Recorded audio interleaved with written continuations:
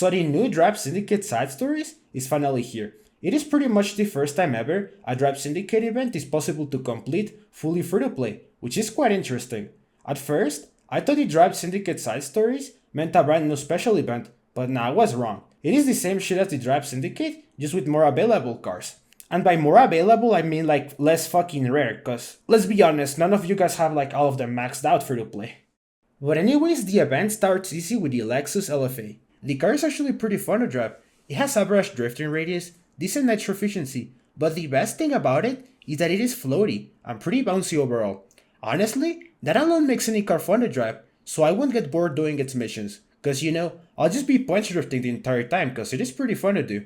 But what surprised me the most was that this car had its very own blueprint pack. I don't know if this is the first time ever that the starting car on a Drive Syndicate event can be fully maxed out free to play, with only tokens, instead of wasting those precious Syndicate coins from the event. And because there's only a finite number of them, saving the most Syndicate coins possible will let you progress further into the event. Next, we move into the next support car, the Bentley Mulliner Bacalar, another C-Class car. This time Gameloft got super generous again, since the Bacalar is a Legend store car at garage level 47. It also has been featured on car hunts before, and it wins it is just a better LFA. Literally the same stats, but slightly better. The car feels pretty smooth and satisfying to drive. It has a sharper drift radius than the LFA, good acceleration and nitro, and high top speed for C-Class. But the only downside is that it can barely float.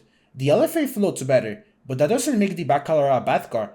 I'd still choose this car over the LFA every time, since it is a faster car and feels smoother to drive. Then for the next chapter, we got the Fragibento GT65. This car enters on this weird category of cars in which they lose like all of their speed while drifting, but have like this really good acceleration and nitro, so it recovers its speed pretty fast. The car feels pretty stiff and sluggish to drive, because of the bad handling it has, but its nitro boost feels powerful and the top speed is high for B-Class. Gameloft got generous again, since this car was featured on an Unleashed like some months ago or so, meaning you could fully max it out with tokens as a free to play again. And so far looking good for the support cars of this event, because they all have been available for tokens before, and nothing behind a paywall. The fourth support car is the Mercedes-Benz Silverlining. This car is the king of A-Class pretty much. It is a beast when maxed out, and overall, every stat of this car is pretty balanced, like everything is just good. The only downside of this car is that it is pretty fucking like glued to the ground. It doesn't float for shit, but that doesn't even matter. The car had its very own special event last year, and you could technically have it maxed out as a free to play, if you spend tokens on it of course. Me myself, I barely spent on it, and I have it at 3 stars, ready for Drive Syndicate. Since this car is one of the like 3 kings of A-Class, you should probably go for it. It would be a tremendous help for the A-Class Elite Cup, giving you free tokens just by racing with it, every time it shows up on the daily events tab. The final support car is the Bugatti 110. This Bugatti has been featured on the 20th anniversary spotlight, plus on burst of speed events from like years ago. I can't say much about how the car performs, since I don't own it sadly, but I think basically it is just a worse Bugatti Debo. Gameloft got generous again for this stage, since the car is a bit rare, but not super rare or like a pay to win only car. Lastly, we got to the Drive Syndicate Side Stories main car, the Rimac Nivera R. I was quite disappointed about this car. I thought it would be a beast, since its decal looks pretty cool, and the picture Gameloft made for the car was pretty dope too. But the car handles like shit, like it loses way too much speed when drifting, and the nitro is worse than the regular Nivera too. The car handles like a boat, it just feels so stiff to drive, but at least it is a tiny bit floaty, and can do really short punch drifts too. But that was all about this car. It exhausts pretty fast, yeah, and the nitro feels powerful, but the whole race, you're literally just accelerating, then losing all of your speed on a corner, and fucking repeating this the whole race. It isn't fun to drive in my opinion, but it isn't awful either, probably because this is one of the easiest cars to obtain on a Drive Syndicate event, so they didn't make it overpowered or anything, but they could at least buff it a bit, so it could become slightly better than the regular Nivera or Chimera. Now to get the most shit out of this event, there's a really useful guide that I didn't make on the video's description.